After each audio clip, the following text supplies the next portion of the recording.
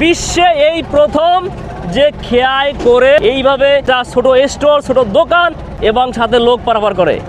দেখুন এমন একটা নৌকায় উঠছি যেখানে চা থেকে শুরু করে সবকিছু পাওয়া যায়। ভাইয়ের নাম কি? মোহাম্মদ সাইফুল ইসলাম। মোহাম্মদ সাইফুল ইসলাম। হ্যাঁ। তো আপনি নৌকায় যায় যে চা, বিড়ি, পান, সিগারেট বিক্রি করেন, এই আইডিয়া কোত্থেকে আসলো? আমার নিজের মন থেকে। নিজের মন থেকে? হ্যাঁ।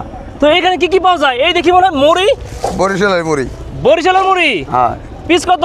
10 টাকা। 10 টাকা। ওয়াও, প্রিভিয়াস আপনারা দেখলেন। তারপরে দেখেন এখানে কি আছে। আপনি যদি পান খেতে চান, সে পানও আছে। দেখেন দেখেন দেখেন, এই নৌকায় করে পান বিক্রি করে। এখানে যে খাজা আছে 10 টাকা। তো দেখেন প্রিভিয়াস, আপনারা যদি নৌকায় উঠলে কিন্তু খাজাও খেতে পারবেন। তারপরে আছে কি, কাকরখানি আছে, কুরমা আছে, তারপরে চাল ভাজা আছে, রুটি আছে, খাজা আছে, সবকিছুই আছে। এমনকি চাও আছে। দেখেন বিড়ি সিগারেট আছে।